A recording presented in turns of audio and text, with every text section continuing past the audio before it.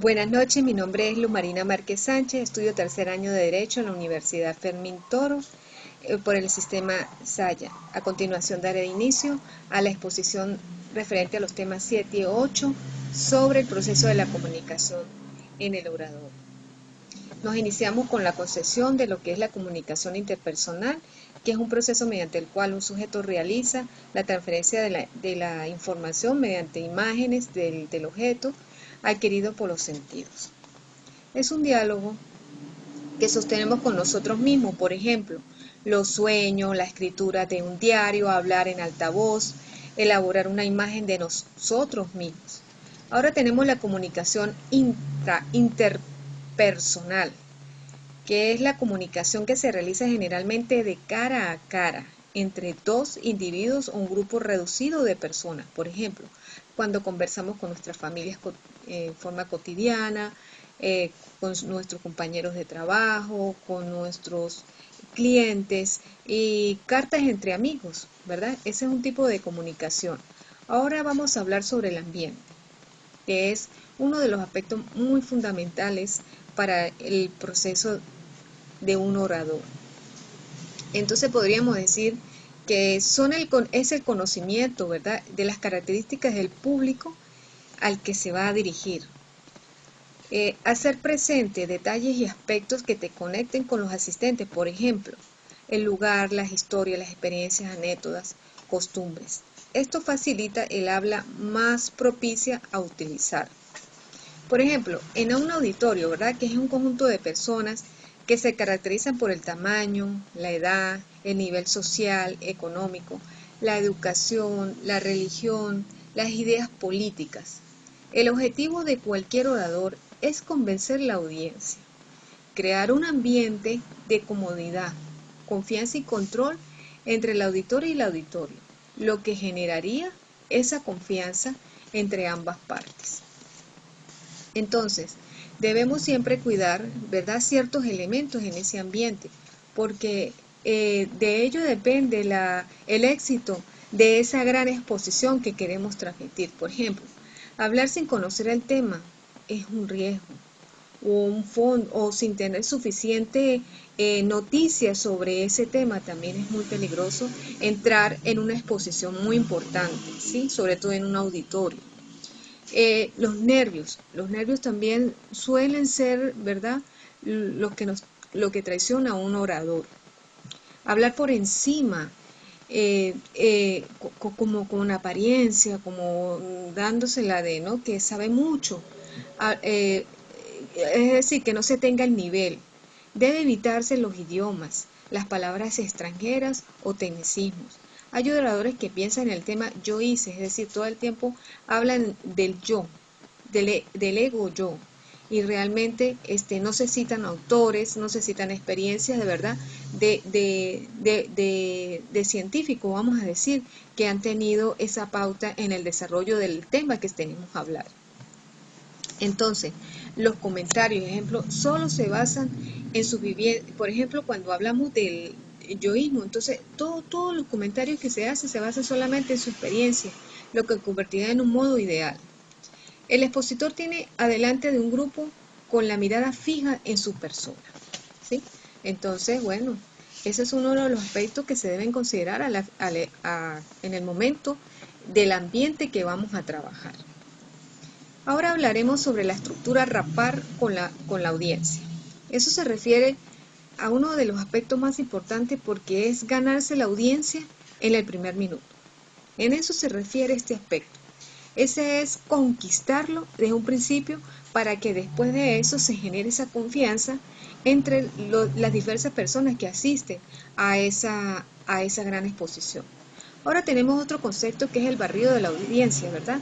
Eso contiene una serie de aspectos que se deben considerar al efecto de esa exposición que vamos a hacer. Por ejemplo, al hablar al público, le gusta que la persona le hable, le dirija la mirada. El orador no mira al público, da la impresión de tener miedo o falta de interés. La simpatía conquista el corazón del público, eso es muy importante. Hay que tratar de abarcar con la mirada toda la sala. En los momentos de silencio hay que mirar al público. O sea que esos son aspectos muy importantes.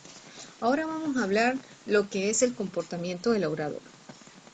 No solo se valora la actitud para el desempeño de las funciones como expositor, sino también la idoneidad a través de una serie de cualidades, como son las intelectuales, ¿verdad? Que es tener el conocimiento, comprender y razonar el aspecto que estamos enfocando sobre un punto específico. La memoria, recordar los nombres, los rostros, la situación y la ubicación, es decir, sobre todo autores, si es un tema textual, las imágenes, reproducir objetos, crear o cambiar esas imágenes de una manera fácil, sensibilidad, sentir los sentimientos de dolor, tristeza, alegría, expresarlos, de compasión, la iniciativa, que es uno de los aspectos más importantes porque es el ideal que nos conmueve. Ahora entraremos sobre un aspecto que últimamente nos trasciende en nuestra Venezuela, como es la programación neurolingüística. Es un tema maravilloso. Se dice que es el manual de las relaciones con los demás. Significa neuro, cómo pensamos, ¿sí? Como personas.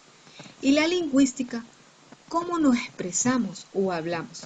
Desarrolla principios, modelos de un lenguaje propio.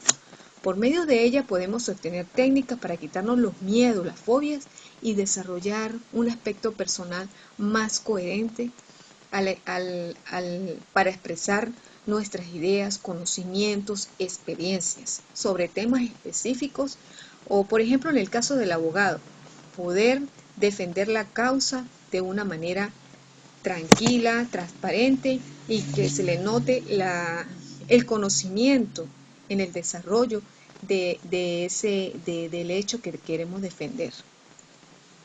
Entonces, aprendamos muchas cosas de nosotros y de los demás. Es a través de la programación neurolingüística.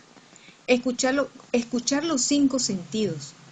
Por ejemplo, cuando estamos exponiendo, a través de esta técnica, muchas veces nosotros cuando exponemos estamos pendientes de lo que expresamos, pero a veces no sabemos dónde tenemos los brazos, las manos, cómo nos movemos dentro de esa gran exposición. Entonces, a través de la neurolingüística, aprendemos a utilizar los 5 sentidos que son fundamentales para poder enfocar bien esa exposición. Entonces, trata sobre la comunicación interpersonal efectiva, la experiencia y la búsqueda de la excelencia, saber cómo son las personas y lograr esos grandes cambios en la conducta. Ahora, por ejemplo, fíjese, hay algunos autores que escribieron sobre eso, como es Richard Ballard y John Grier. Ellos estudiaron el perfil de grandes maestros de todos los tiempos y organizaron las características comunes de sus profesiones y desempeños. Y se preguntaban por qué es su éxito.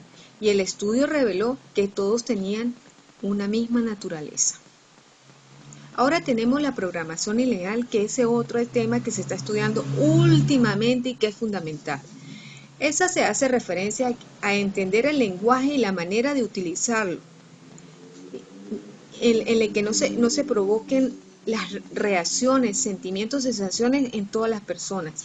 Es aproximarnos a esos lenguajes de valoraciones personales. Creo que es uno de los aspectos más fundamentales, ¿sí? No caer en ese ego, transmitirlo de una manera tranquila, de una manera que podamos enfocar todos esos aspectos maravillosos, ¿verdad? De una manera natural, ¿sí? Que la naturaleza forma parte de mí. Por ejemplo, cuando explico mis sensaciones, ¿sí? Entonces, esta programación lineal también se basa en unas técnicas de apoyo, como es la narración, la descripción, el diálogo y la opinión que pueda tener yo sobre un aspecto específico. Bueno, gracias.